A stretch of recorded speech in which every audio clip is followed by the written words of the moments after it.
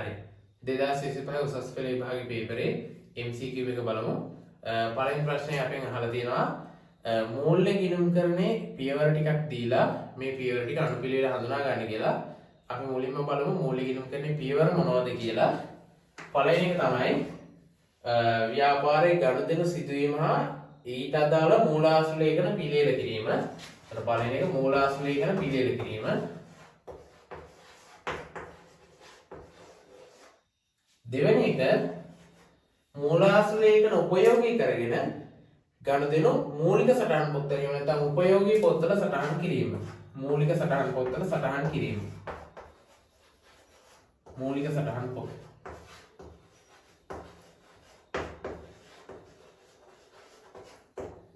තුන්වෙනි එක තමයි මූලික සටහන් පොත් ආධාරයෙන් ගනුදෙනු ටික ලෙජරයට පිටපත් කිරීම.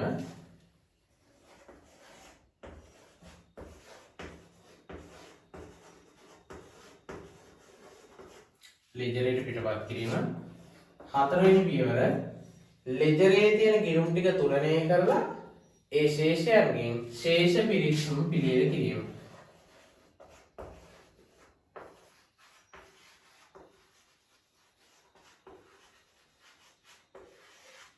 ශේෂ පිරික්සුමෙන් පස්සේ අපි අවසාන පියවර වෙනුනේ ශේෂ පිරික්සුමේ තියෙන ශේෂයන් අරගෙන මූල්‍ය ප්‍රකාශන පිළියෙල කිරීම.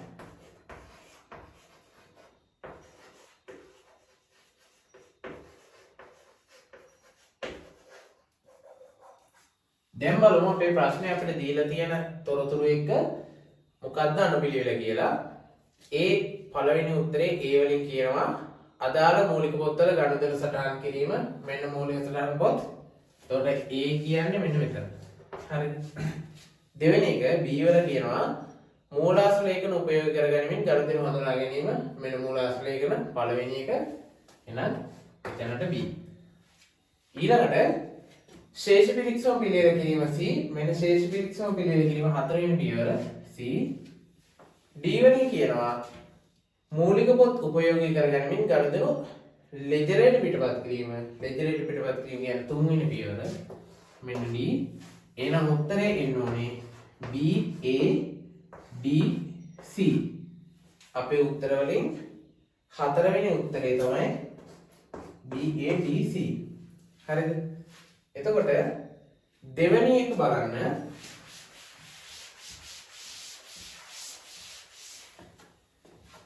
අංක 2 3 සහ 4 යන ප්‍රශ්න වලට පිළිතුරු සැපීමට භාවිත කරන්න කියලා තොරතුරු ටිකක් දීලා තියෙනවා. ඒ ආයතනයේ අයිතිකරු විසින් ලක්ෂ 5ක් වටිනා ඉඩමක් අතිරේක ප්‍රාග්ධනය ලෙස ලබා දී ඇත. හරි. B ආයතනය විසින් පිරිවැය 2,40,000ක් වූ ආහාර සැකසුම් කිරීමේ යන්ත්‍රයක් 2025 දින අත්පිට මුදලට මිලදීගෙන එදිනම එය භාවිත කිරීම ආරම්භ කරනවා. ඒ යන්ත්‍රය ගණික දවස් ඉඳලා වැඩ කරනවා. ඒ මාස 24 කාලයක් තුළ ෂෙයා කරනවා. ඒ කියන්නේ අවුරුදු දෙකක් ඇතුළේ මේක ෂෙයා වෙනවා කියලා. C 100,000ක මුදල් වටනමක් ලැබීමෙන් පසුව වෙනද ණයහිමියෙකුට 1,80,000ක් ආයතන විසින් ගෙවන ලදී. කියන වට්ටම අඩු වෙනාට පස්සේ 1,80,000ක් ගෙවලා D 15,000ක පොලියක්ද ඇතුළුව 60,000ක මාසික ණය වාරිකය ආයතන විසින් ගෙවන ලදී. 60,000 ණය වාරිකය ඇතුළේ 15,000ක පොලියකුත් ගෙවලා කියනවා. E අයිතිකරුට පෞද්ගලිකව අයිති ලක්ෂ 3ක් වටිනා පරිගණකය ව්‍යාපාර පරිශ්‍රය තුල තිබීදී සොරකම් කර ඇත. අයිතිකාරයාගේ පරිගණකය ව්‍යාපාර පරිශ්‍රය තුල හොරකම් කරනවා. දෙවෙනි එකෙන් අහනවා ඉහත A සහ E සඳහා අරලි එන්ටර්ප්‍රයිසස් හි ගිණුම් පොත්වල නිවැරදි ගිණුම් කරන පිළිවෙත තීරණය කිරීමේදී පහත කුමන ගිණුම් කරන සංකල්පය සලකා බලනු ලබයි. හරි. අපිට උත්තරවල දීලා තියෙනවා පළවෙනි එක ව්‍යාපාර ඒකක සංකල්පය. ව්‍යාපාර ඒකක සංකල්පයෙන් කියන්නේ අයිතිකරු හා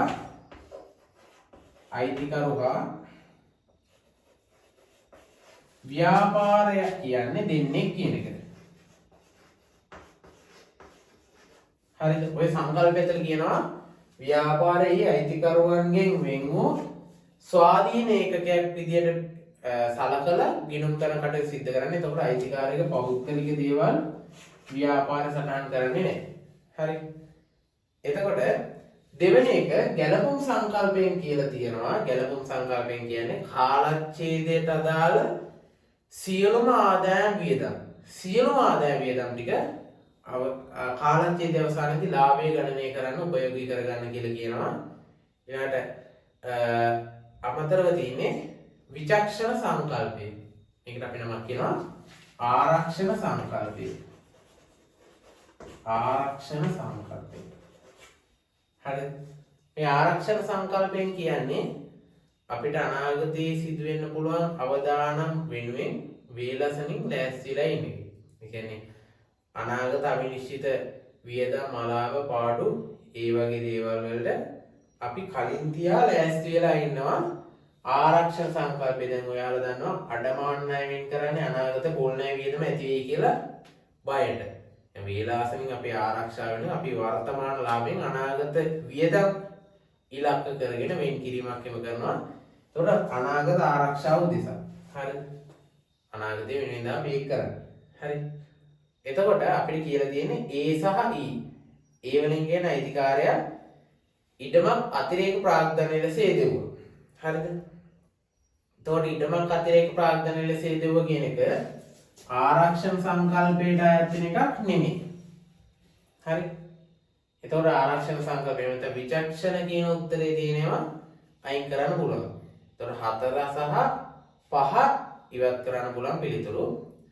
ඊළඟට E අයිතිකරුට පෞද්ගලිකව අයිති ලක්ෂණ තුනක් වටනා පරිගණකයේ ව්‍යාපාර පරිශ්‍රය තුළ තිබෙදී සොරකම් කරනවා. හරිද? සොරකම් කරන එක අපි ආරක්ෂාව ගැන බලන්නේ නැහැ නේද? එතකොට ඒකත් විචක්ෂණ සංකල්පය දෙන නිසා 4 සහ 5 ඉවත් වෙනවා. ගැලපුම් සංකල්පයට ඔක අදාළ වෙනවා. ගැලපුම් සංකල්පයෙන් කියන කාලච්ඡේදයට අදාළ සියලු ආදායම් වියදම්. ආදායම් වියදම් නිකන් නෙමෙයි කාලච්ඡේදයට අදාළ සියලු ආදායම් වියදම් කාලච්ඡේදය අවසානයේ ශුද්ධ ලාභය ගන්න කරලා සැලකිල්ලට ගන්න කියනවා. එතකොට මේ කියන එකක්වත් ආදායම් වියදම් නෙමෙයි. අතිරේක ප්‍රාග්ධනය කියන ආදායම් වියදම් සම්බන්ධ දෙයක් නෙමෙයි. හරිද? අයිතිකරුට පෞද්ගලිකව ඇති පරිගණකය කියනකොට අයිතිකරුට පෞද්ගලික දේපල. හරිද? ඒතර පෞද්ගලික දේපල ව්‍යාපාරයේ එක්ක සම්බන්ධ වෙනකොට මෙන්න බලපාන කියන ඒකක සංකල්පය. අයිතිකාරය ව්‍යාපාරයේ දෙන්නේ කියලා සලකන්නේ කෙනෙක්. ආදායම් වියදම් හැරෙනකොට අනිත් තියෙන්නේ ඒකක සංකල්පය. ඒතර ගැලපුම් සංකල්පයක් නෙමෙයි නම් විචක්ෂණ සංකල්පයක් නෙමෙයි නම් මෙතනට බලපාන්න පුළුවන් එකම දේ ව්‍යාපාර ඒකක සංකල්පය. එතකොට පිළිතුර අංක 1 දෙවෙනි ප්‍රශ්නෙට ව්‍යාපාර ඒකක සංකල්පය තමයි පිළිතුර විදියට අපිට බාර ගන්න වෙන්නේ. ප්‍රශ්නාංක 2ට උත්තරේ අංක 1 ව්‍යාපාර ඒකක සංකල්පය. ව්‍යාපාර ඒකක සංකල්පය. තුන්වෙනි එක බලමු. තුන්වෙනි එක අපිට කියනවා අගෝස්තු මාසයේ සඳහා මූල්‍ය ප්‍රකාශන පිළියෙල කිරීමේදී ඉහත කුමන ගනුදෙනු සඳහා ගැලපුම් සංකල්පය යොදා ගන්න ලබයිද? අනේ ගැලපුම් සංකල්පයෙන් මොකක්ද කියන්නේ? කාලච්ඡේදයට අදාළ සියලු ආදායම් වියදම්. සියලු ආදායම් වියදම්.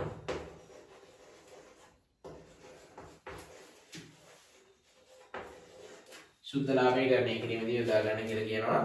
බලන්න මෙතන ආදායම් වියදම් සම්බන්ධ මොනවද තියෙන ගනුදෙනු කියලා. පළවෙනි එක අයිතිකාරය අතිරේක ප්‍රාග්ධනය යොදවන එක ගන්න බෑ. එතකොට A ගන්න බෑ. ආදායමක්වත් වියදමක්වත් නෙමෙයි. B ආයතන විසින් 2,40,000ක ආහාර සැලසුම් කිරීමේ යන්ත්‍රයක් අරගෙන. දැන් යන්ත්‍රය ගත්තා හරියි. එතකොට උතන ආදායමට වියදමට බලපෑමක් නැහැ වත්කමක්. හැබැයි කියනවා එදිනම මේ යන්ත්‍රය භාවිතයට අරගෙන. එදිනම ගත්ත කියනකොට භාවිතයට ගත්ත දවසේ ඉඳලා ඕක ෂේ වෙන්න ගන්නවා. එදා ඉඳලා මාස 24ක්. හරිද? මාස 24ක් කියන්නේ අවුරුදු දෙකක් ඇතුළත. එහෙනම් මේක ෂේ වෙනව නේද? හරි. අනේ මේක ගන්න පුළුවන්. මොකද ෂේ කියන වියදම තියෙනවා. හරිද? ෂේ කියන වියදම තියෙනවා. C 10% මුදල් වට්ටමක් ලැබීමෙන් පසු අන්න මුදල් වට්ටම් කියන්නේ මොකද්ද? අපි ණය හිමියාට මුදල් ගෙවීමේදී අදාළ වටිනාකමින් යම් ප්‍රමාණයක් ණය හිමි අඩු කරනු ලැබුවොත් ඒක අපි හඳුන්වනවා ලද වට්ටමක්. ව්‍යාපාරයට ලද වට්ටමක් විදියට මුදල් වට්ටමක්. ඒක අපි ඒක ගිණුම්ගත කරනවා අපේ වෙනත් ආදායම් විදියට. අන්න එතකොට එතන ආදායමක් මුදල් වට්ටම. එහෙම නැත්නම් ලද වට්ටම කියලා ලියන්න. ණය හිමි කියලා ලැබිච්ච නිසා ලද වට්ටම තියෙන නිසා සීත් අපි සටහන් කරනවා. මොකද වෙනත් ආදායමක් තියෙනවා. D 15000 පොලියක් ඇතුළුව 60000 මාසික ණය වාරිකය. D 15000 පොලිය ඇතුළුව. දැන් ණය වාරිකය කියන එකෙන් නම් ඉන්නේ මුදල් ඊටන වත්කමක් අඩු වෙලා වගකීමකුත් අඩු වෙනවා. ණය වාරිකයනේ. හැබැයි 60000 ඇතුලේ 60000 ඇදලා තියෙන්නේ පොලිය 15000යි ඉතිරි 45000 තමයි වාරිකය. පොලිය කියන්නේ අපි ගත්ත ණය වාරිකයට අමතරව අපි ගෙවන ණය වාරිකයට අමතරව අපි ගෙවන අමතර ගාස්තු අපි කියන මූල්‍ය ගාස්තු කියලා. අන්න එතන පොලිය අපිට වියදමක්. ණය පොලිය වියදමක්. ණය පොලිය තියෙනවා. එතකොට ඔය ගණන් දෙනවා ඇතුලේ. අන්න එනම් Dත් අපිට ගන්න පුළුවන්. E වලින් කියන්නේ මොකද්ද? අයිතිකාරයගේ පෞද්ගලික පරිගණකයේ ව්‍යාපාරය ඇතුළතදී සොරගම් කළා. අයිතිකාරයගේ පෞද්ගලික දේපල අපි අපේ ව්‍යාපාරය ඇතුළත ගිණුම්ගත කරන්නේ නැහැ. හේතුව ව්‍යාපාරයේ එක සංකල්පයෙන් යනවා අයිතිකාරයගෙන් වෙන් වෙච්ච ස්වාධීන ඒකකයක් විදිහට අපි සලකන්නේ. ඒ නිසා E කොහෙත්ම ගන්න බෑ. එහෙනම් මෙන්න මේ තුන් දෙනා තමයි උත්තරේ විදිහට ගන්න පුළුවන්. B C හා D කියන උත්තරේ හරි. එතන B C හා D පමණ කියලා කියන්නේ අංක 5. උත්තරේ අංක 5. හරිද? ඊළඟට අවසානයේ අපිට මේ තොරතුරු ආශ්‍රයෙන් කරන්න කියන 4 අරලි එන්ටර්ප්‍රයිසස් 2025 දිනට සියලුම ගණන් වල සුද්ධ බලපෑම පහත කුමන ගිණුම් කරන සමීකරණය පෙන්වන්න ලබයිද කියලා අහනවා. අපි ගණන් වල බලපෑම ගිණුම් කරන සමීකරණයකට ඇතුළත් කරලා බලමු මොකක්ද බලපෑම වෙන්නේ කියලා.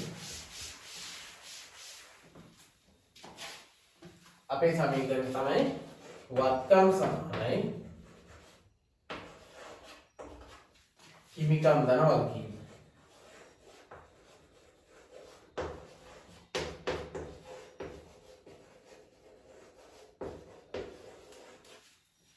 මුලින්ම කියනවා අයිතිකාරයා ලක්ෂ 5ක් වටිනා ඉඩමක් අතිරේක ප්‍රාග්ධන විදිහට යොදවුවා කියලා.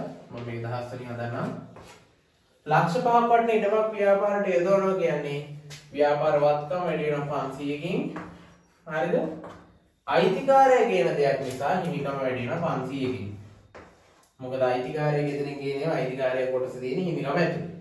වගකීමක් නම් ව්‍යාපාරයට පරිබාහිර පාර්ශ්වයක් අපිට සපයපු දෙයක් වෙන්නවා. දෙවෙනි එක 2,40,000ක් වෙච්ච ආහාර සැකසීමේ යන්ත්‍රයක් අත්පිට මුදලට අරන්. එතකොට ලාර්ජ් විදියට සල්ලි ටික එළියට යන නිසා වත්කම් අඩු වෙනවා 2,40,000. හරිද? 240ක වත්කම් අඩු වුණාට ඒ වෙනකොට යන්ත්‍රයක් එනවා. අන්න එහෙනම් නැවත වත්කම් වැඩි වෙනවා 240. හරිද? ඕකේ බලපෑමක් නැහැ. හරි? ධන 240 ඍණ 240 බිඳුවේ බලපෑම. හැබැයි ඒක තව දෙයක් කියනවා. එදිනම භාවිතය ආරම්භ කරගන්නේ. ගෙනල්ලා තියෙන්නේ 8යි 1. 8යි 1 ගෙනල්ලා තියෙන්නේ එදාම භාවිතය ආරම්භ කරලා මාස 24ක් ඇතුළත මේක ෂෙයා වෙනවලු. හරි. එහෙනම් 240 බෙදලා බලන්න 24න් මාසෙකට ෂෙයා කීයද කියලා. ෂෙයා 10යි. හරිද? 8යි 1නේ.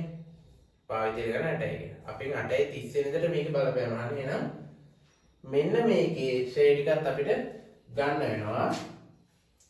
ෂෙයා කිරීමේදී වෙන්නේ වත්කමේ වටිනාකම අඩු වෙන එක. අන්න එතකොට අර අපි ගෙනාව ආහාර සැකසුම් යන්ත්‍රයේ වටිනාකම 10කින් අඩු වෙනවා. වත්කම අඩු වෙනවා. හරි? ඒක අපිට වියදමක්.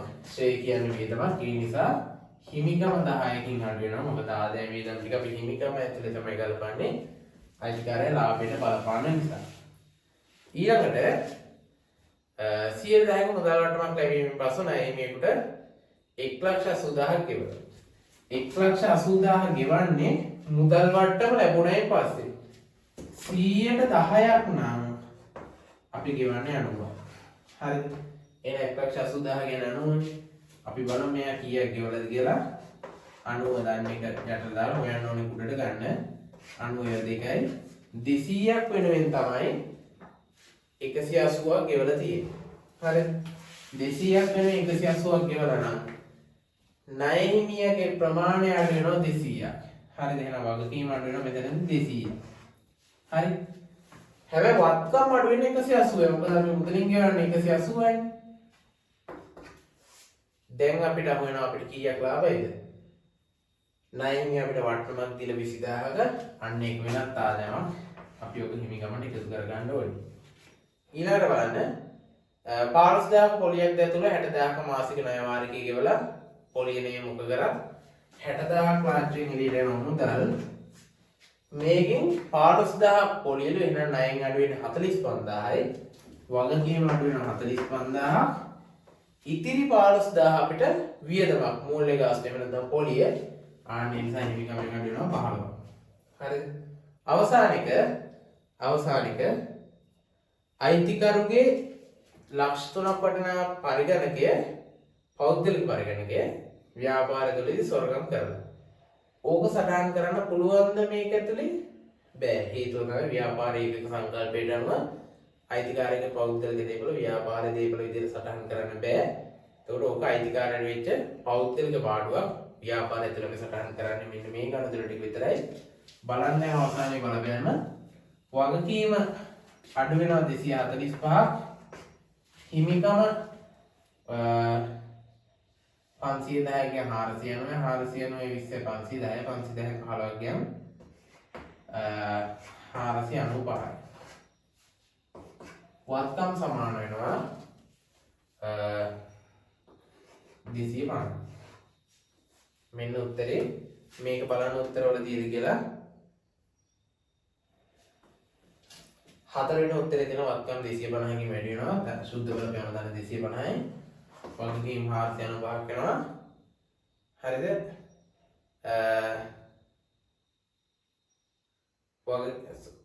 වගකීම් 245යි හිමිකම් ධන 495යි. මේ සමීකරණය දීලා තියෙන වත්කම් සමාන වගකීම් ධන හිමිකම් විදිහට. එතකොට 4 වෙනි උත්තරේ වත්කම් ධන 250 හරි වගකීම් ඍණ 245 හරි හිමිකම ධන 495 හරි. ඒතර උත්තරේ අංක 4. ප්‍රශ්න අංක 4ට උත්තරේ අංක 4. හරි. ඊළඟ ප්‍රශ්නේ අංක 5 6 සහ 7 ප්‍රශ්න වලට පිළිතුරු සැපීමට පහත තොරතුරු භාවිතා කරන්න කියලා කියනවා. බලමු තොරතුරු ටික. ලක්ෂ 3ක මුදලක් ආයෝජනය කිරීමෙන් 2025 1 දින සිල්ලර වෙළඳ ව්‍යාපාරයක් වන විමල් ට්‍රේඩර්ස් ආරම්භ කරන ලදී. මෙම ව්‍යාපාරය එකතු කළාගේ මත බදු යන වැට් සඳහා ලියාපදිංචි වී ඇති අතර සියලුම මුදල් ගනුදෙනු බැංකු ගිණුමක් කරා සිදු කරනු ලබයි. හරි. 2025 ජනවාරි මාසය තුලදී පහත ගනුදෙනු ව්‍යාපාරය සිදු වී ඇත. බලන ගනුදෙනු ටික A B C D කියලා ගනුදෙනු ටිකක් දීලා තියෙනවා. අපි ගණදෙනු ටික බලන කලින් මේකෙන් අහගෙන ප්‍රශ්න ටික බලමු. ප්‍රශ්න ටික බැලුවට පස්සේ ගණදෙනු ටික බලන්න යද්දී අපිට උත්තර ටික හදාගෙන යන්න පුළුවන්.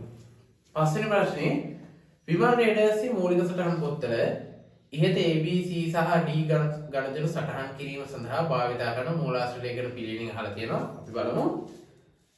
6 2025 ජනවාරි මාසය සඳහා විමල් ට්‍රේඩර්ස් හි ගැනුම් ජර්නලයේ එකතුව පොදු ලෙදරයට පිටපත් කිරීමට අදාළ නිවැරදි රිත්ත සටහන පොදු ලෙදරට. ඊළඟට 7 වෙනි එක විමල් ට්‍රේඩර්ස් 2025 1.31 දිනන අවසන් මාසය සඳහා ශුද්ධ ලාභය සහ 1.31 දිනට වැට් පාලන කිරීමේ ශේෂය ඉල්ලනවා. හරි. එහෙනම් ওই ටික අපි හදාගෙන යමු. ඉස්සෙල්ලම ගණදෙනු ටික බලන ගමන් මේකට අදාළ අපිට වැට් පාලන කිරීමක් අවශ්‍යයි. අනික වැට් පාලන පෙර වැඩක් විදියට වැට් පාලන කිරීමක් ගහ ගන්නවා. ඊළඟ සුද්ධ ලාභය හොයන්න ඕන. මේකෙදි නිකන් දල සුද්ධ ලාභයක් හොයන්න පුළුවන්. අපි දාන විකුණුම් ඊට පස්සේ රූලක් විතර ඉඳ තියලා අඩු කරා විකුණුම් පිළිවෙල.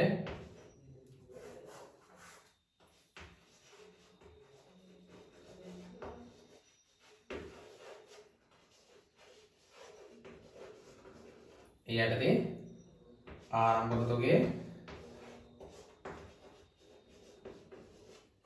ධන ගැනුම් අඩු කළ අවසන් තොගය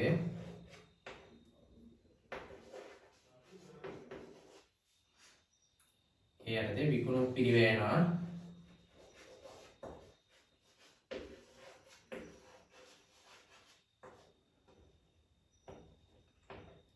විකුණුම් පිරිවැය අඩු කරාම දල ලාභය වෙනවා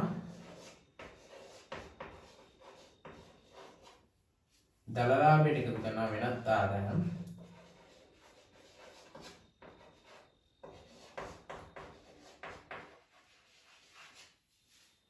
අඩු කරනවා වියදම. ඔක සරලව ගහගමු. හරි. බලාගෙන යමු ගනුදෙනු ටිකත් එක්ක ඒවට අදාළ මූලාශ්‍ර ලේඛන. හරි. ඉස්සෙල්ලා මතක් කරගන්න මූලාශ්‍ර ලේඛන ටික මොනවද කියලා.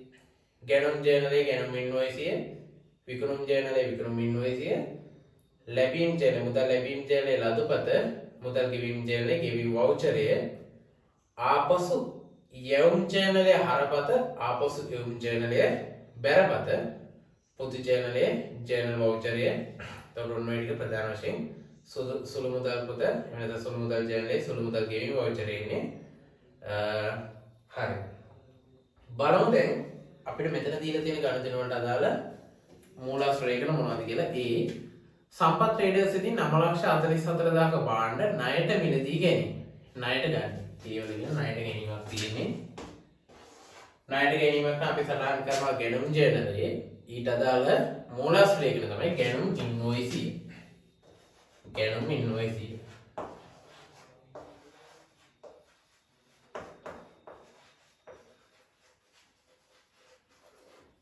ඕකෝයි දැම්මම සටහන් කරන්න. ගැනුම් තියෙනවා 9,44,000. හැබැයි උතන වැට් එක තියෙනවා 144. ඒ කියන්නේ ඇත්තටම ගැනුම් 800. හරිද?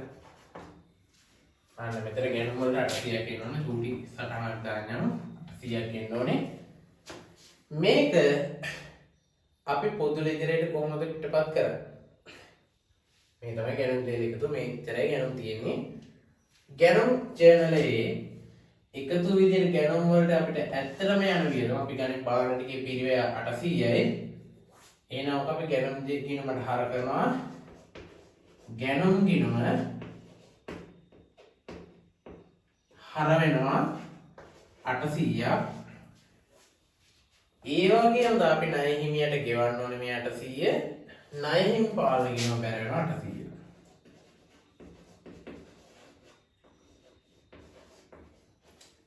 ඒක බැර කියලා ලියන්නේ නැහැ.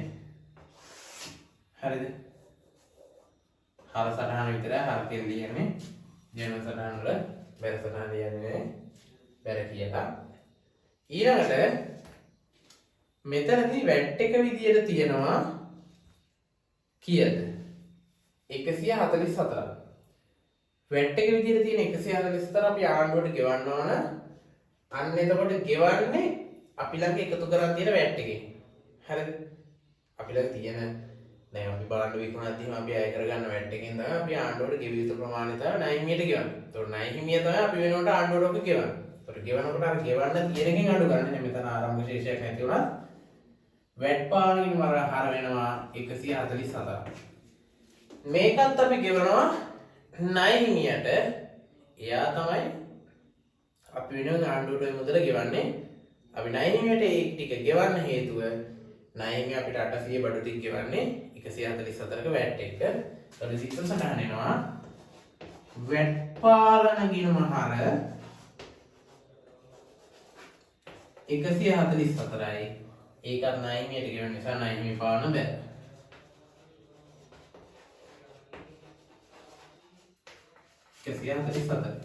හරි. මෙතන ණය හිමි පාලන කියලා බැර වෙන්න ඕනේ 144. හරි. හරිද? ණය හිමි පාලන කියලා හරියට 144. එතකොට අන්න ඒ වලින් තව කොටසක් අපි විසඳගෙන යන්නේ. ඊළඟට B. හරිද? ගැනුම් ටික 800යි. ඒක දාගමු මෙතෙන්ට එන්නම. B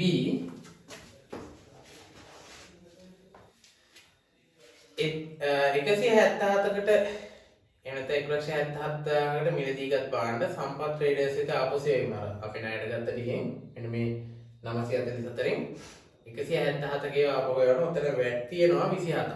වැට් තියෙනවා 27ක්. වටිනාකම 150. ආපසු එවීම. හරිද? ආපහු යවද්දි ගණිකෝ ආපහු යවද්දි ඒක අපි ගැනුම් වලින් අඩු කරනවා. කොහොමද අඩු කරන්නේ? ආපසු යවුම් ජේලේ සටහන් වෙනවා. ආපසු යවුම් ජේලේ සටහන් කරන අදාළ මූලාශ්‍ර ලේඛනීය හරපත එන B වලට අදාළ හරපත.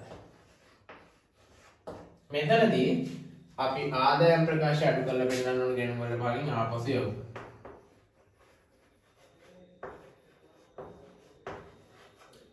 එකසිය 50. හරිද? ආපසු යවනකොට එතන තිබුණ නේද වැට් එකක් 27ක වැට් එකක් 150ක් කියන්නේ 177නේ. හරිද? එතකොට එතන තියෙන මේ 27 වැට් එක අපි ණය හිමියට ගෙවන්න ඕනේ නැහැ. හේතුව 150 ගෙවේ අට ආපහු යවුවනේ. ඒතර ඒ වටිනාකම තියෙන වැට් එක අපි ණය හිමියට ගෙවන්න ඕනේ නැහැ. හරිද? එතකොට මොකද්ද වෙන්නේ? අර අපි ණය හිමිය බැර කරගත්ත ගෙවන්න ඕනේ කියලා ඒක නැවත ණය හිමිය හර වෙනවා. ණය හිමිය හර වෙන වැට් එක ආපහු අපේ ගාවට එකතු වෙනවා. ඒක අපිම තමයි ආණ්ඩුවට ගෙවන්නේ. ඒතකොට වැට් පාලනයම නැවත බැරෙනවා 27ක් ණය හිමි පාලනය. හරිද? ඊළඟට C. C වලින් කියනවා පිරිවැය 600ක් වූ භාණ්ඩ 885කට අත්පිට මුදලට විකිණීම. 135ක් වැට් ඇතුළත්. 885න් 135ක් වැට්ලු. එතකොට 750කට තමයි මේක විකුණන්නේ. මේ තමයි විකුණුම් මිල. පිරිවැය මේකේ 600. විකුණුම් පිරිවැය 600. හරිද? 600 කේව 750කට විකුණන්නේ. කොහොමද කවන්නේ අපි විකුණුම් 750නේ. නම් විකුණුම් ඉදිරියෙන් දාගෙන 750ක්. ඕකේ වැට් එක තියෙනවා 135ක්. 750 කේව 885කට විකුණනකොට අපිට 135ක් වැට් එකක් අපෙන් බාණ්ඩ ගන්නයි අපිට දීලා යනවා. ඒක අපිට තියාගන්න බෑ. අපි ආණ්ඩුවට ගෙවන්න ඕන. අන්න එතකොට අපි ගත්තට මුදල් හර කරගත්තට ගෙවන්න ඕන ආණ්ඩු රජයට. අන්න විකුණුම් බැර වෙනවා 750ක්. හරි? මුදල් හර වෙනවා 885ක්. මුදලින් 885ක් පාම් වෙනවා. අර වෙනස වෙච්ච 135 මේ වැට් එක අපි රජයට ගෙවන්න ඕන නිසා වැට් පාලන බැර වෙනවා 135ක්. මුදල් කියලා මුදලින් ලැබිච්ච වැට් එක. හරිද? දැන් මෙතන තියෙන අත්පිට විකිණීමක්. අත්පිට විකිණීමක්. භාණ්ඩ විකුණලා සල්ලි අරගෙන. සල්ලි අරගෙන භාණ්ඩ විකුණුවා නම් මොකද වෙන්නේ? සල්ලි අරගෙන භාණ්ඩ විකුණුවා නම් මුදල් ලැබිලා එහෙනම් මුදල් ලැබීම් දෙන්නේ සටහන් වෙන්නේ ලකුපත තමයි මූලාශ්‍ර ලේඛනය. දැන් බලන්න 600ක භාණ්ඩ විකුණන්නේ ගානිකෝගේ 600ක භාණ්ඩ විකුණන්නේ 750කට. එහෙනම් මෙන්න මේ ගැනුම් 800න් මොකද වෙන්නේ? 150 ආපහු යනවා. 800න් 150 ගියාම ඉතිරි 650ක්. ඔතනින් 600ක් විකුණලා කියන්නේ අවසාන තුකේ විදියට ඉතිරි වෙන්නේ 50. මේ ආරම්භයේ ව්‍යාපාරය ආරම්භ දිනේ ඉඳලා අපිට දීලා තියෙන නිසා ලේසි. අලුතෙන් ආරම්භ කරපු ව්‍යාපාරය. හරිද? අවසාන තුකේම දීලා නැහැ. අන්න ඔතනින් ගන්න පුළුවන්. මම තව ලේසි ක්‍රමයකට කියනවා. මේ සාමාන්‍ය ක්‍රමයේ අර ලේසි ක්‍රමයේ ඉතින් හදන්න බැරි වෙන්නේ හැමෝටම. හරිද? ඊළඟට D. D වලින් කියන 30000ක මුදල් වට්ටමක් ලැබීමෙන් පසුව සම්පත් ට්‍රේඩර්ස් වෙත ගෙවිය යුතු මුළු මුදල ගෙවීම. 30000ක වට්ටමක් ලැබීමෙන් පසු සම්පත් ට්‍රේඩර්ස්ට ගෙවිය යුතු මුළු මුදල. ගෙවන්න තිබුණා කීයක්ද? 944ක් වැට් එකත් එක්ක. හරිද? පොතට අපි ආපහු යවුවා 177ක්. හරිද? 177ක් ආපහු යවුව කියන්නේ ගෙවන්න ඕන ප්‍රමාණය අඩු වුණා. ගෙවන්න ඕන ප්‍රමාණය අඩු වුණා 767ක් වුණා. හරිද? ගෙවන්න ඕන ප්‍රමාණය 767ක් වෙනවා. 944 තියෙන දැන් අපි 177ක් ආපහු යවුවා. නයි මියන්. හරිද? එතකොට මේක සම්පූර්ණයෙන්ම ගෙවලා තියෙන 30000 වට්ටම ලැබුණයින් පස්සේ මේ 767 කියන අපි යට ගන්න වැට් එකත් එක්ක මේ 767ට 30000 වට්ටමක් ලැබිලා නම් ගෙවන්නේ 737. හරිද? 737ක් මුදලින් අඩු වෙනවා. කොහොම හරි කමන්නේ අපි එයාට ගෙවනකොට මුදල් ගෙවීම වචරේ සටහන් වෙන්නේ. එතකොට ගෙවීම දෙන්නේ සටහන් වෙන්නේ ඊට අදාළ මූලාශ්‍රය තමයි ගෙවීම වචරේ. හරි. දැන් කතාව වැට් එක මුදලින් ගෙවන්නේ 767න් 737 ගන්න හේතුව අපිට වට්ටමක් ලැබෙනවා 30ක. අන්න වෙනත් ආදායම ලද වට්ටම් 30යි. හරිද? 737ක් ගෙවනවා මුදල් බැර වෙනවා 737ක් අදාළ ණය හිමිය හර වෙනවා 767ක්. හේතුව තමයි එයා 767 හර වෙන්නේ මුදල් විදියට 737යි ලද වට්ටම විදියට 30යි. හරි. දැන් බලන්න අපේ ප්‍රශ්න කොටකට උත්තර ඇවිල්ලි ඉවරයි. මෙන්න මූලාශ්‍ර ලේඛන පිළිවෙල ගැනුම් ඉන්වොයිසිය හරපත ගෙවීම වවුචරය බලන්න උත්තර ටික ගැනුම් ඉන්වොයිසිය හරපත ලදුපත ගෙවීම වවුචරය පළවෙනි එකේම තියෙනවා. ඒතර අපේ උත්තරේ අංක 1. හරිද? මෙතන උත්තරේ අංක 1. ඊළඟට ද්විත්ව සටහනක් අහලා තියෙනවා. විමාන රේඩර්සි ගැනුම් ජයල එකතු පොදු ලෙජරට පිටපත් කිරීමෙන් නිවැරදි ද්විත්ව සටහන. මෙන්න ද්විත්ව සටහන. ගැනුම් ගිණුම් හරවන 800. හරිද? ගැනුම් ගිණුම් හරවන 800. ණය හිමියට ගෙවන්න ඕන ඒ නිසා ණයින් පාන කරන 800. හරිද?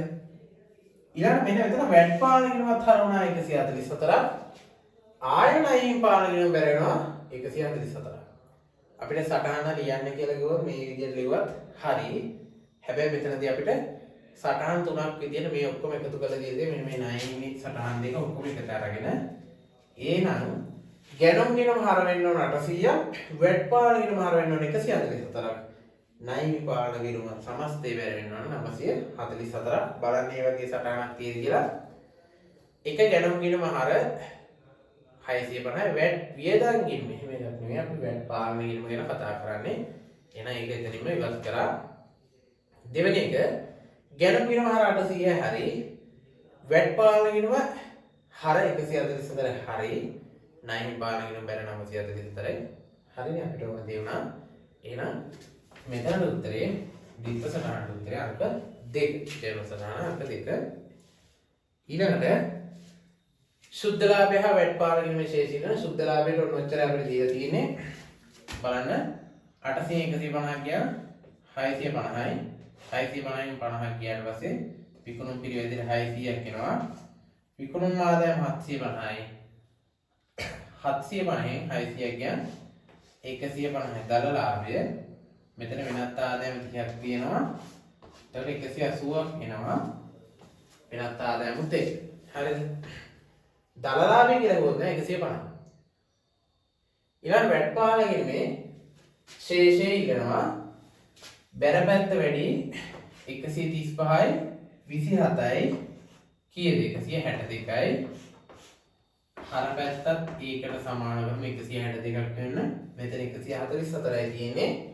ඒතකොට 144යි කියන්නේ 162ක් වෙනකොට 18ක් විතර ඕනේ. හරිද? ෂේ භාගේ මේ පැත්තෙන් ෂේ ඊගේ 18. වැට් පාලන ගිණුමේ ශේෂය 18ක් තියෙනවා කියලා කියන්නේ අපි ආණ්ඩුවට ගෙවිය යුතු වැට් එක තියෙන 18ක්. සුද්ධ ලාභය විදිහට 180ක් වියදම් නැහැ. හරිද? වැට් පාලන ගිණුම බැල 18යි. සුද්ධ ලාභය 180යි තියෙන උත්තරේ බලන්න. අංක 4. වැට් පාලන ගිණුම බැල 18යි. සුද්ධ ලාභය 180යි පිළිතුරු අංක 4. අපිට අග්ගලා බහු උත්තර ටික බලාගෙන ඉමු. පස්වෙනි එකට උත්තරේ අංක 1 ගැනුම් ඉන්වොයිසිය හරපත ලදුපත හා ගෙවීම වවුචරය. දෙවෙනි එක ජර්නල් සටහනට දෙවෙනි එකනේ 6 වෙනි ප්‍රශ්නේ උත්තරය අංක 2 ගැනුම් ගිණුම හර 800යි වැට් පාලන ගිණුම හර 144යි ණය පාලන ගිණුම බැර 944යි. හත්වෙනි එකට උත්තරේ සුද්ධ ලාභය 180ක් එනවා. වැට් පාලන ගිණුම බැරට 18ක් එනවා. ඕක වරද්දන්න දෙවෙනි උත්තරේ තියලා දෙන 150යි 18යි කියලා. මෙන්න මේකටත් හරියන උත්තරයක් දීලා. මේ ලද වට්ටම එකතු නොකර අයට මෙන්න මේක තමයි උත්තරේ දීලා. හැබැයි ඒක වරදින්න දෙන්න මෙන්න මෙතන වැට් එකටත් හරියන්නේ ඒක දීලා තියෙනවා. හරිද? හැබැයි සුද්ධ ලාභය ගනිද්දී ගැලපුම් සංකල්පය කියන එක ඔළුවේ තියන් යන්න සියලු ආදායම් වියදම් ගලපන්න ඕනේ. එහෙනම් මේ ලද වට්ටම අපේ වෙනත් ආදායමක් නේ. එහෙනම් ඒක ගලපලා නැත්තම් සුද්ධ ලාභය වැරදි. හරිද? ඊළඟට බලන්න අංක 8 9 ප්‍රශ්න වලට පිළිතුරු සැපයීමේට පහත තොරතුරු භාවිතා කරන්න කියලා කියනවා. දිමුතු ට්‍රේඩර්ස් සියලු මුදල් ගනුදෙනු බැංකු ගිණුමක් තුලින් සිදු කරන ලබයි. 2025 ජනවාරි මාසයේ බැංකු ප්‍රකාශනයෙන් උපුටාගත් තොරතුරු වල සාරාංශයක් දීලා බලමු අපි තොරතුරු ටිකත් එක්ක අපෙන් අහලා තියෙන්නේ මොනවද කියලා.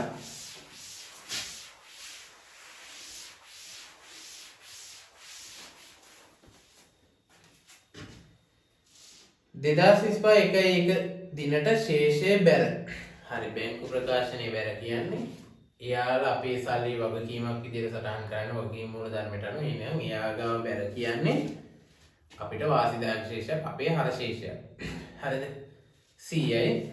උපලબ્ධ වූ චෙක්පත් 2024 12/31 දින තැන්පත් කළ චෙක්පතද ඇතුළත් 800යි. ඍජු ප්‍රේෂණ විදිහට ආයෝජන ආදායම 125යි ගෙවීම් සඳහා ඉදිරිපත් කළ චෙක්පත් 600යි ස්ථාන නියෝග මත ගෙවීම් රක්ෂණ මාර්ගයේ 60යි බැංකු ගාස්තු 5ක් අඩු වෙලා 360ක් දීලා තියෙනවා.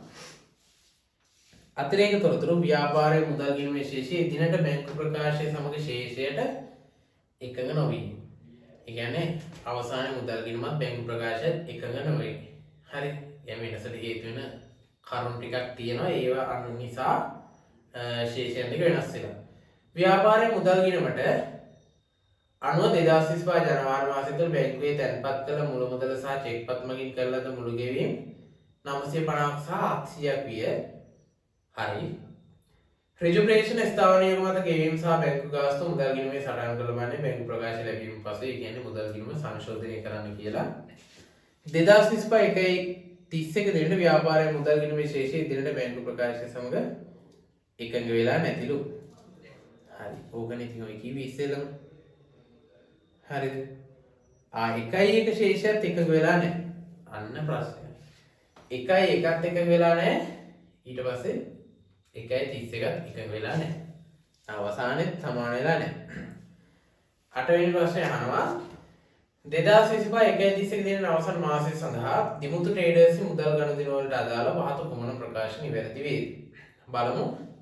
A 2025 දිනට ව්‍යාපාරයේ මුදල් ගිණුමේ හර ශේෂය 200ක් විය. ව්‍යාපාරයේ මුදල් ගිණුමේ හර ශේෂය 200ක් වියලු. බැංකු ප්‍රකාශයේ බැල ශේෂය 100යි ව්‍යාපාරයේ හර ශේෂය 200ක් වෙලා. හරිද? එහෙනම් ඔන්න ඔතන චුට්ටක් බලන්න ඕනේ. හරිද? ආරම්භයේ ව්‍යාපාරයේ හර ශේෂය ව්‍යාපාරයේ බැංකු ගිණුමේ හර ශේෂය 200යි කියලා කියනවා. ඔය ආරම්භයේ හර ශේෂය කියන්නේ ගිය මාසේ අවසානයේ ශේෂය. හරිද? මේක මෙයාලා කියනවා සමාන වුණේ නෑ කියලා.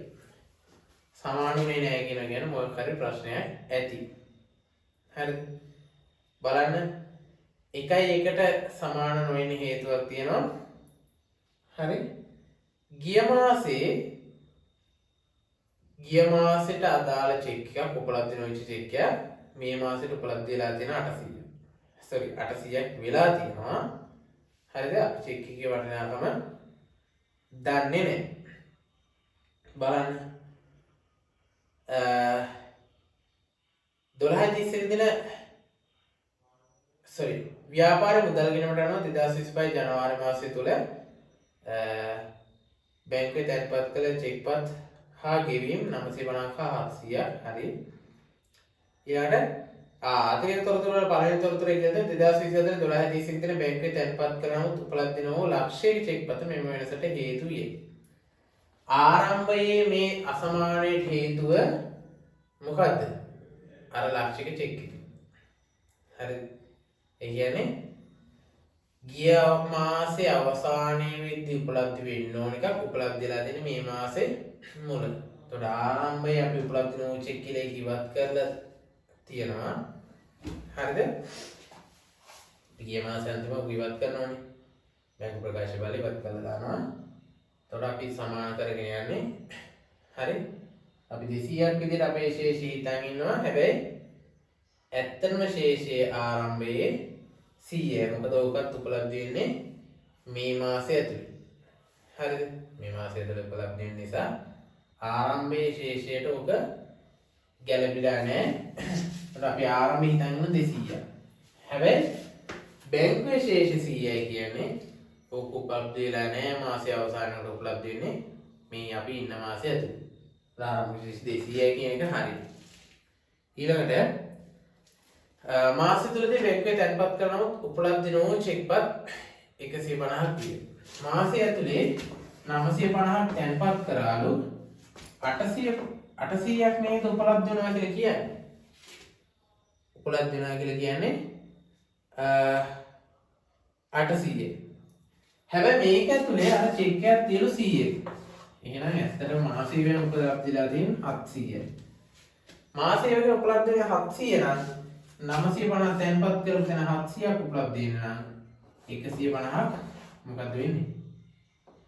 සෝරි 950ක් උපලබ්ධ කර තැන 700ක් වෙනනම් 250ක් ඒවා උපලබ්ධිලා නැහැ. හරිද? 250ක් උපලබ්ධිලා නැහැ. බලන්න අපිට කියලා තියෙන්නේ උපලබ්ධ නොවු චෙක්පත් 150ක් කිය වැරදි.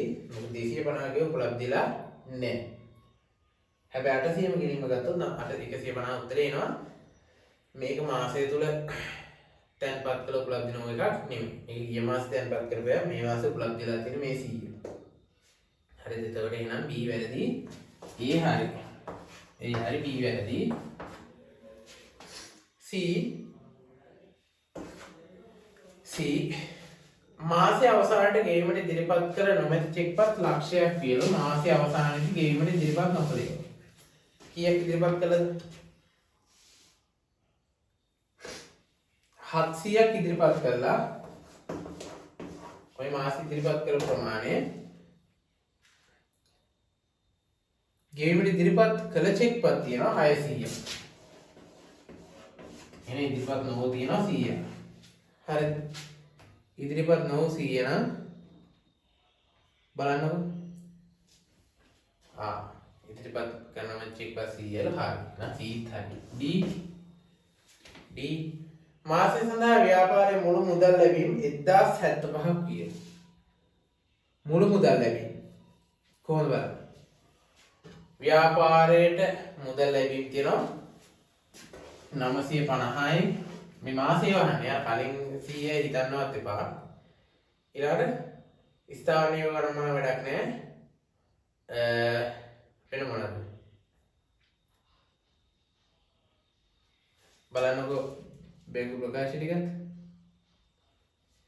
ඍජු ප්‍රේෂණ විදිහට ආයෝජන ආදායම් ලැබිලා තියෙන 125ක්. තව වෙන මොකුත් නැහැ. එච්චරයි. ඇත්තටම 50 1075ක් මුදල් ලැබීම් තියෙනවා. උත්තරේ බලන්න. තව D හරි. B හැරෙනකොට අනිත් තුනම හරි. එතකොට A C හා D පමණ කියන උත්තරේ එනවා. A C හා D පමණ. එතකොට එහෙම උත්තරයක් තියෙන උත්තරය අංක 3. මේකට උත්තරේ ඉන්නේ අංක 3. හරි.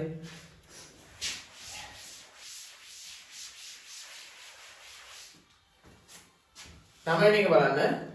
2025 1.31 දිනට බැංකු ප්‍රකාශය ලැබීමට පෙර මුදල් ගිණීමේ ශේෂය සහ බැංකු ප්‍රකාශය ලැබීමෙන් පසු මුදල් ගිණීමේ සංශෝධිත ශේෂය අහන්න. 1.31 දින බැංකු ප්‍රකාශය ලැබීමට පෙර. ලැබීමට පෙර ආරම්භ මුදල් ශේෂය හරට 200ක් තියෙන්න ඕනේ. හරිද? හේතුව අර කලින් අපි උපලබ්ධ විලායක හිතගෙන 200ක් තියෙනවා. ආරම්භයේ අසමාන ප්‍රශ්නයක් නැහැ. හරිද? ලැබුණායින් පස්සේ එකක් හදන්න එපා.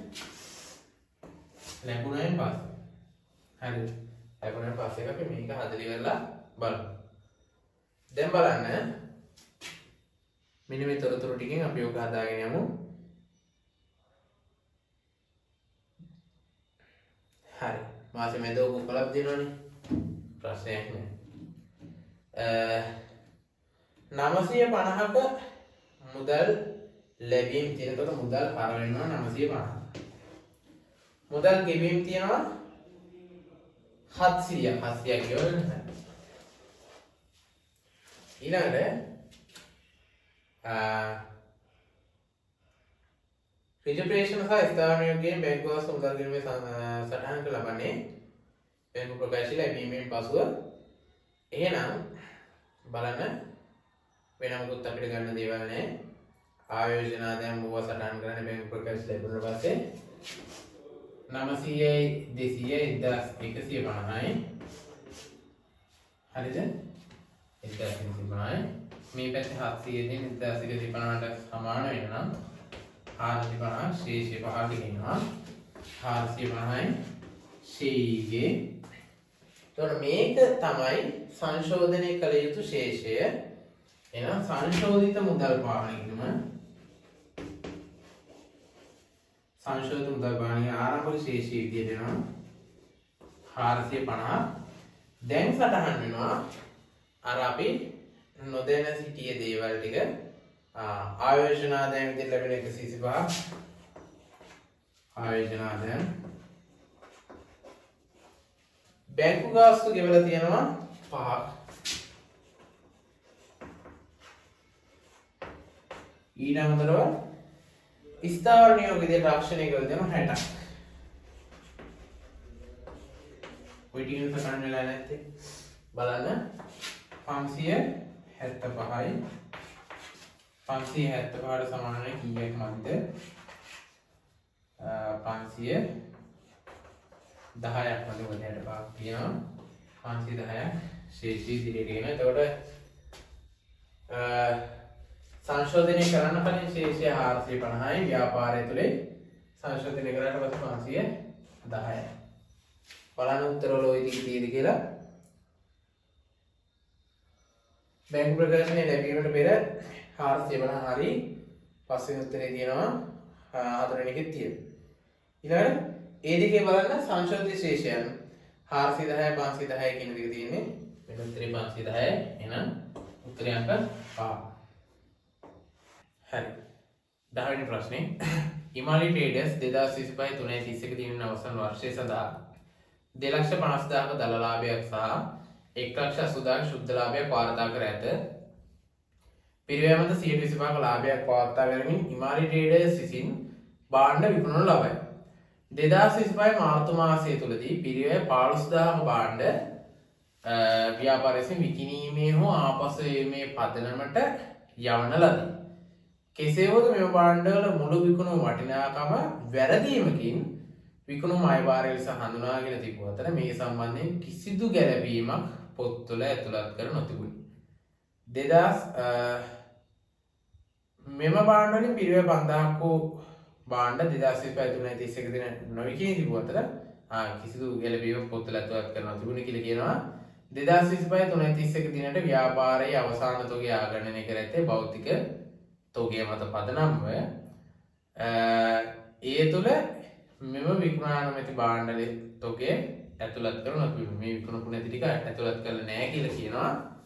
එතකොට අපි ඒක කියලා තියෙන තොරතුරු ටික තමයි දල ලාභය තියෙනවා 2,50,000ක්, ශුද්ධ ලාභය තියෙනවා 1,80,000. හරිද? විකිණීමේ ආපසු වීමේ පදනවල යවල තියෙනවා 15,000ක බාණ්ඩ. හරිද?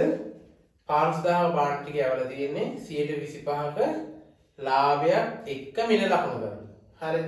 ඔය 15,000 අපිට දීලා තියෙන හේතුව තමයි අපේ වෙලාව අපි දැන් කල්පනා කරනවා 15,000ට ඕක විකුණු මිල උම හොයනවා. අනිවාර්යයෙන් අපේ වෙලාව අපත යන අපිට ඕන ඉන්නේ ඔන්න 5,000ක තන්දරේ විතරයි. 5,000 ගෙව ආපහු ගෙවල්. 15,000 ගෙවලා හරි 10ක් විකුණලා 5,000 ගෙවන ආපහු ගෙවල් තියෙන්නේ. එහෙනම් අනෙතර බලමු අපි 5,000ක බාණ්ඩ ආපහු ගෙවන. හරිද? හැබැයි මේ ඔක්කොම ටික විකුණුම් අයභාරය විදිහට හඳුනගෙන 15,000 125ක ලාභය එකතු කරලා එන වටිනාකම විකුණුම් අයභාරය විදිහට හඳුනගෙන තියෙන නිසා දල ලාභයයි ශුද්ධ ලාභය වල තියෙන මේ විකුණුම් ටික එක්ක. හරිද? හැබැයි 5,000ක පිරිය වෙච්ච ආපහු වෙල. එතකොට මේ ටිකේ විකුණුම් වටිනාකම 100ට 125ක් කියන විකුණුම් මිල කීයද? 6,250ක් විතර එනවා. හරිද? 6,250ක් විකුණුම් වටිනාකම 6,250 කියවා පිරිය 5,000. හරිද? එතකොට මේ ටික විකුණලා නැහැ කියන්නේ මේ තොගය එකතු වෙන්න ඕන අවසාන තොගයට. හරිද? මේකේ විකුණුම් මිල 6,250යි. මේ ටික විකුණලා නැහැ කියන්නේ විකුණුම් අයභාරයෙන් මේක අඩු වෙන්න ඕන. හරිද? මොකද විකුණලා නැහැ. හැබැයි මේ ටිකත් විකුණලා කියලා හිතලා තමයි විකුණුම් ආදායම සම්පූර්ණ කරලා මේ දල ලාභය ශුද්ධ ලාභය හොයලා තියෙන්නේ. හරිද? ඒ වගේම අවසාන තොගය ඇතුලේ මෙන්න මේ 5,000 නැතුව තමයි අවසාන තොගය ගලපලා විකුණුම් පිරිවේ අරගෙන තියෙන්නේ. හරි? අවසාන තොගය මේ 5,000 නෑ කියන්නේ අවසාන තොගය 5,000කින් අඩුයි. අවසාන තොගය අඩු වුණා කියන්නේ විකුණපු ටික වැඩි. ඒ විකුණු ප්‍රමාණය වැඩි කියන එක ඉතිරි වෙච්ච අඩුයි කියන්නේ. ඒතර අවසාන තොගය අඩුයි කියන්නේ විකුණු පිරිවේ වැඩි වෙනවා. හැබැයි ඇත්තටම මේ 5,000ත් අවසාන තොගයට එකතු වෙන්නට. එහෙනම් අවසාන තොගය වැඩි වෙන්න ඕන හරිය ක්‍රමයෙන් නම් 5,000ක. හරිද? අවසාන තොගය 5,000කින් වැඩි වුණා කියන්නේ මොකද වෙන්නේ? විකුණුම් පිරිවැය 5,000කින් අඩු වෙනවා. එහෙනම් දල ලාභය 5,000කින් වැඩි වෙන්න ඕනේ. ඒ වගේම තමයි දල ලාභය වැඩි වුණා කියන්නේ ශුද්ධ ලාභයත් අනිවාර්යයෙන් 5,000 වැඩි වෙනවා. එහෙනම් මේ දෙකටම 5,000 ගන්න එකතු වෙන්න ඕනේ.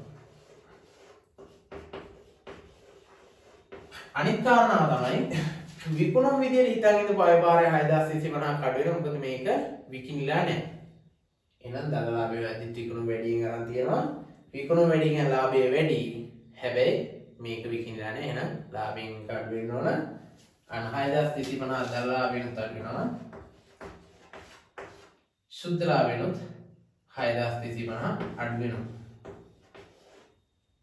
හරි. බලන්න 2,50,000ට 5,000 එකතු වුණා 2,55,000යි. 2,55,000න් 6,250ක් අඩු වුණා කියන්නේ 1,48,750යි. sorry 2,48,750යි. දල ලාභය ශුද්ධ ලාභය 1,80,000න් අඩු වෙනවා 5,000 එකතු වෙලා 6,250. ඒතකොට 1,85,000 6,250 කියන්නේ 1,79,000 sorry 1,78,750. බලන්න මේ වගේ උත්තරයක් කොහෙද තියෙන්නේ කියලා.